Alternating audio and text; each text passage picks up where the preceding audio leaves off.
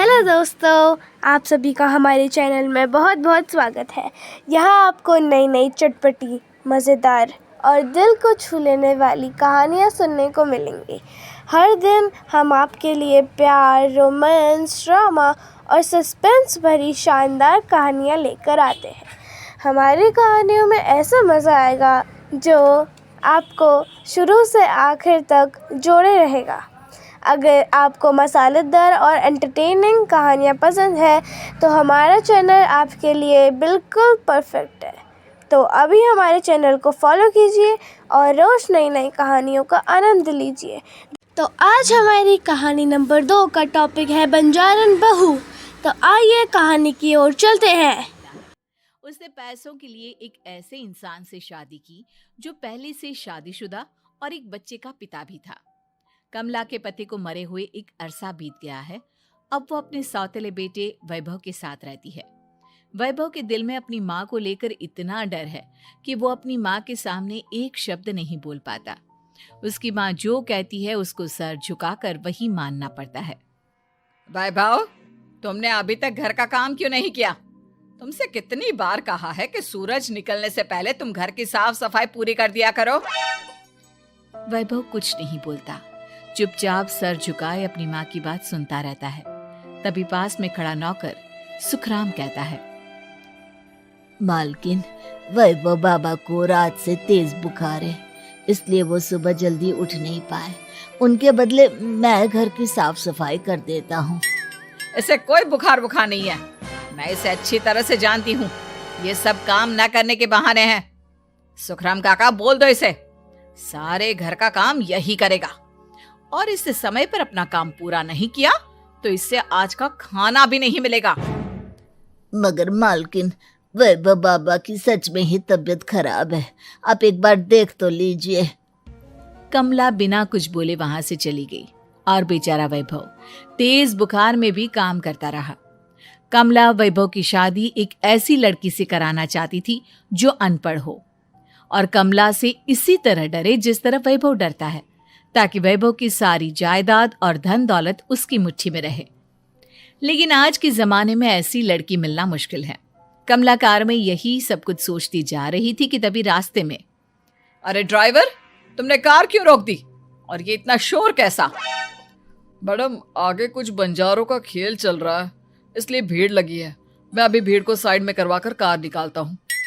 Driver भीड़ को side करके कार निकालने की कोशिश करने लगा कि तभी कमला की नजर रस्सी पर चल रही एक फुलवा नाम की बंजारन पर पड़ी। क्यों ना मैं इस बंजारन की शादी वैभव से करा दूं? ये तो अनपढ़ लग रही है, मेरे पैरों तले दबकर भी रहेगी। मुझे अभी इसके माँ बाप से बात करनी होगी। ये सोचकर कमला ने उन बंजारों से बात की और उन्हें शाम को अपने घर बुलाया। फुलवा के माता पिता वहां उसे लेकर आ गए। उन्होंने इतना आलीशान घर पहले कभी नहीं देखा था। अच्छा हुआ आप लोग आ गए। देखिए, मुझे घुमा फिरा कर बात करने की आदत नहीं है, इसलिए सीधे सीधे मुद्दे पर आती हूँ। मुझे आपकी बेटी बहुत पसंद है। मैं अपने इकलौते बेटे की शादी आपकी बेटी फुलवा से कराना चाहती हूँ। इसके बदले में आप जो चाहो वो ले सकती है। तभी फुलवा की माँ कहती है, ये क्या कह रही है मैम साहब? कहीं आप हमारी गरीबी का मजाक तो नहीं उड़ा रही ना? आप मेरे बेटे से मिल लो। अगर आपको मेरा बेटा पसंद आता है तो मैं कल से ही शादी की तैयारी शुरू कर दूंगी।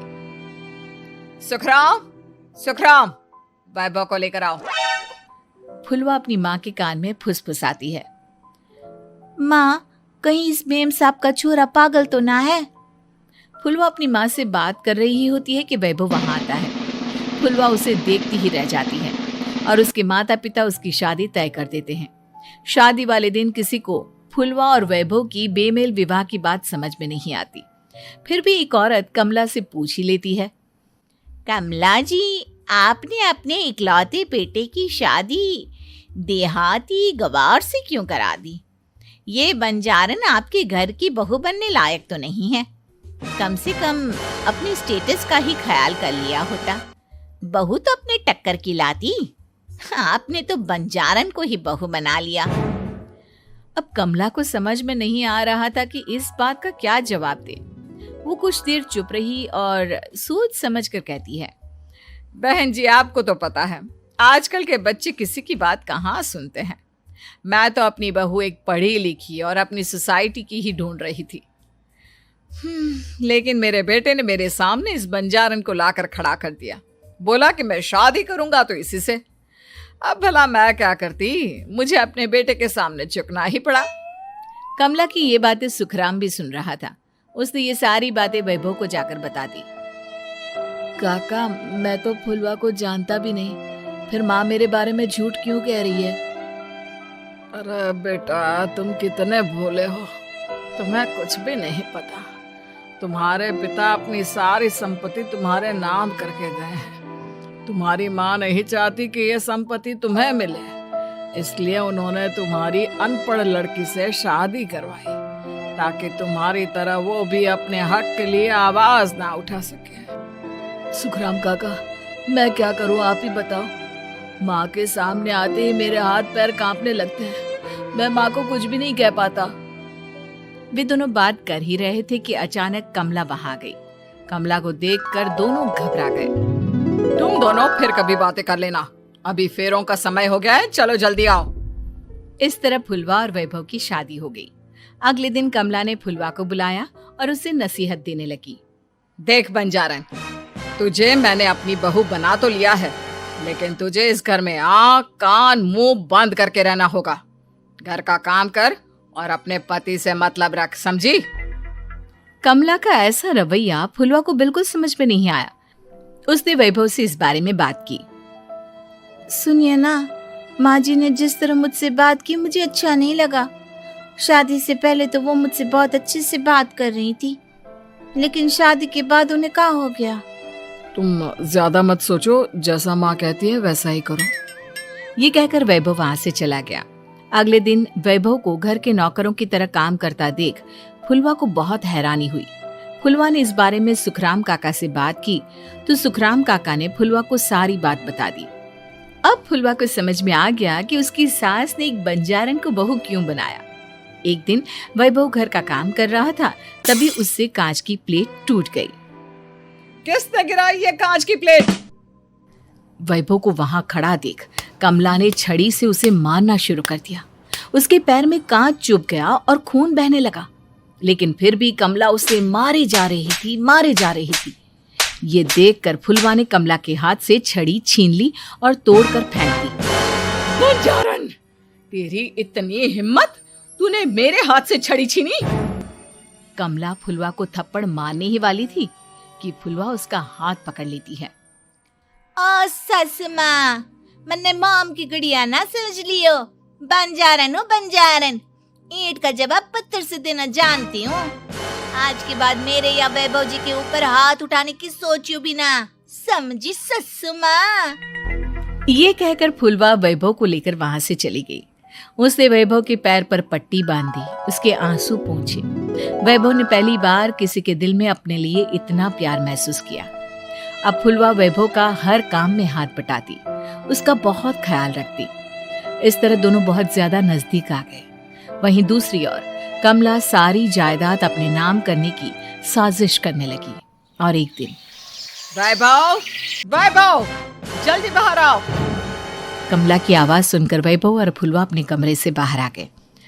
जी माँ, आपने बुलाया? ये ले, इन कागजों पर साइन कर दे। वैभव कागजों पर साइन करने ही वाला था कि फुलवा वैभव के हाथ से पेन छीनकर कहती है, ना वैभव जी, आप इस पर हस्ताक्षर नहीं करेंगे। आओ बंजारन, मैं तुझसे बात नहीं कर रही।